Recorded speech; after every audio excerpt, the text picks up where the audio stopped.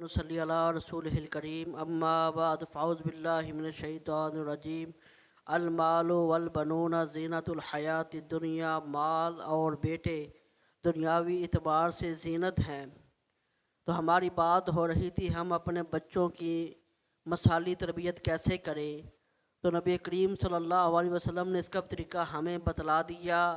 پہلا اصول میں نے بیان کیا تھا کہ بچوں کے ساتھ ہمیشہ پیار اور محبت کے ساتھ پیش آئیں، ان کے ساتھ شفقت کریں، پیار کریں، ان کو اپنے قریب کریں۔ اور دوسرا جو پہلو نبی کریم صلی اللہ علیہ وسلم کی سیرت سے ہمیں ملتا ہے وہ یہ ہے کہ اپنے بچوں کے لیے دین کا انتخاب کریں، ان کو دین کا ماحول جو ہے وہ مہیا کرے۔ حضرت ابراہیم علیہ السلام نے اپنے بیٹے کو جنگل بیابان میں اللہ کے گھر کے قریب اس لیے چھوڑا تھا تاکہ جو میرا بچہ ہے وہ نمازی بن سکے۔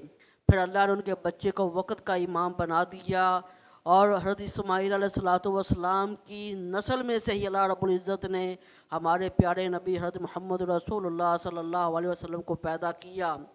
اور اسی طرح حضرت انس رضی اللہ تعالیٰ عنہ، ان کی والدہ بہت غریب تھی، غربت کے باوجود حضرت ام سلیم نے اپنے بیٹے کے لیے دین کا چناؤ کیا، دین کا انتخاب کیا، ان کو دینی ماحول مہیا کیا۔ تو آج جہاں کوئی بھی مسلمان آباد ہے، کوئی حضرت انس کی سخاوت کا تذکرہ کر رہا ہے، کوئی ان کی امامت کا تذکرہ کر رہا ہے، کوئی ان کے تقوی کا تذکرہ کر رہا ہے۔ اور اسی طرح حضرت عمر بن عبدالعزیز کی سیرت کا مطالعہ کرو۔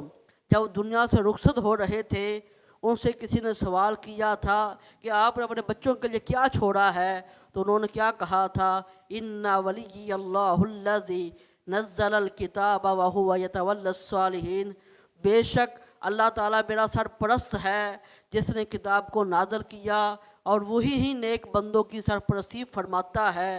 حضرت عمر بن عبدالعزیز نے اپنے بچوں کے اندر اللہ کی سرپرستی کو چھوڑا اور اپنے بچوں کے اندر تقوی چھوڑا، طہارت چھوڑی، پاک دامنی چھوڑی، اور پھر اللہ رب العزت نے ان کے بچوں کے آنے والے وقت کو روشن فرما دیا، ان کے مستقبل کو روشن کر دیا۔ کس قدر روشن کیا کہ جب جہادی قافلے روانہ ہوا کرتے تھے تو حضرت عمر بن عبدالعزیز کے بیٹے 50 گھوڑے اللہ کے راستے میں خرچ کیا کرتے تھے۔ اور چشم فلک نے ان لوگوں کا حال بھی دیکھا کہ جن لوگوں نے اپنے بچوں کے لیے دولت کا انبار چھوڑے، درم و دینار چھوڑے، جب ان کے بچوں کا وقت آیا تو وہ ایک ایک وقت کی روٹی کو ترستے رہے۔ اور آج افسوس ہے، آج ہم نے بچوں کو کاروبار معاملات کے سارے طریقے سکھلا دیے، یہ بھی بتا دیا کاروبار کیسے کرنا ہے، گاہک کو کیسے ڈیل کرنا ہے، نقدی گاہک جو ہے اس کو کیسے ڈیل کرنا ہے، جو ادھار لینے آئے اس کو آپ نے کیسے ڈیل کرنا ہے، اس کو کیسے آپ نے پیچھے کرنا ہے اور کیسے کاروبار کرنا ہے، ہر طریقہ سکھلا دیا۔ نہیں سکھلایا اپنے بیٹوں کو، اپنے اولاد کو نہیں سکھلایا تو اللہ کا دین نہیں سکھلایا۔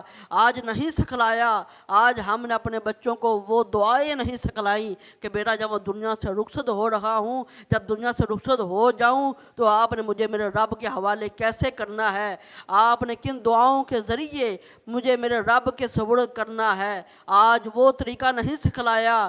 اور آج ویسے ہم کہتے ہیں جی ماں جو ہے وہ پہلی درسگاہ ہے، اگر ماں کی گود پہلی درسگاہ ہے تو وہاں باپ جو ہے وہ بھی ایک معلم ہے، وہ بھی ایک ٹیچر کی حیثیت رکھتا ہے۔ وہ کیسے رکھتا ہے؟ امام ربیعہ رحمہ اللہ تعالی مدینے کے ایک فقیہ اور نامور محدث گزرے ہیں۔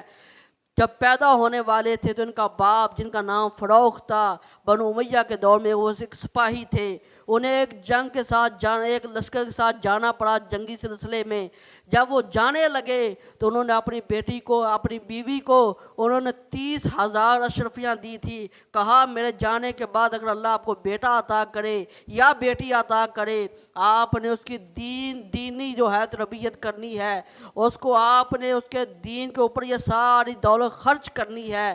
یہ کہہ کر وہ جو ہے جنگ کے ساتھ چل بسے، اور وہ جو ہے لشکر کے ساتھ چل بسے، اور ایسا جنگی سلسلہ شروع ہوا کہ 27 سال جو ہے انہیں واپس آنے کا موقع ہی نہ ملا۔ جب موقع ہی نہ ملا 27 سال کے بعد جب وہ واپس آتے ہیں تو آنے سے پہلے ان کا جو بیٹا تھا، اللہ نے بعد میں بیٹا عطا کیا تھا، وہ جوان ہو چکا تھا۔ اور بیٹا ایک بڑا نامور عالم دین تھا۔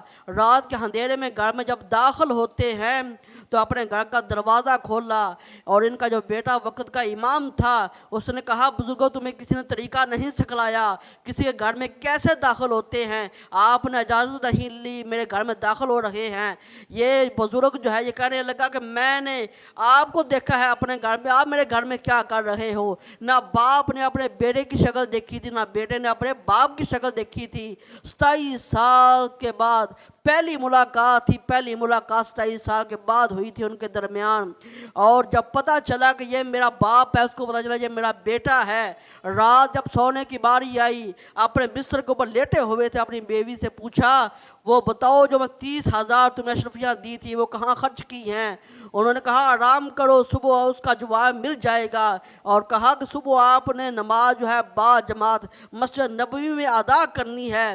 باپ نے اپنی جو ہے بیٹے کے پیچھے نماز کو ادا کیا، اور بیوی کی وصیت کے مطابق نماز کو جب پڑھا تو دیکھا ایک نوجوان نماز پڑھانے کے بعد بیٹھا ہوا ہے، گول دائرے کی شکل میں چند نوجوان ان کے سامنے بیٹھ کے حدیث کے علم کو حاصل کر رہے ہیں۔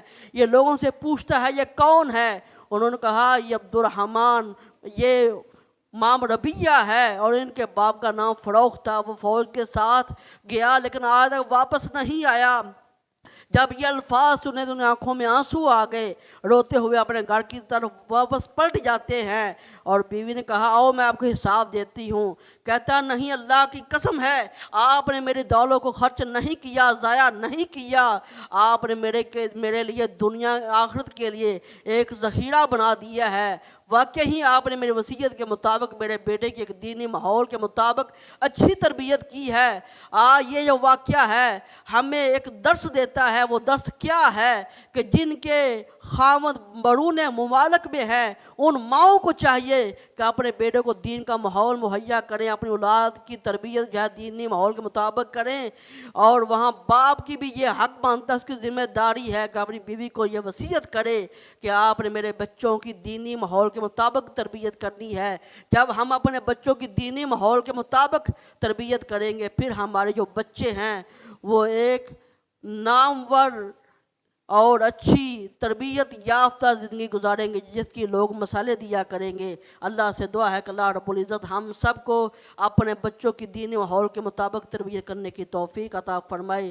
سبحانک اللہم و بحمدک اشہد ان لا الہ الا انت استغفرک و اتوب الیک۔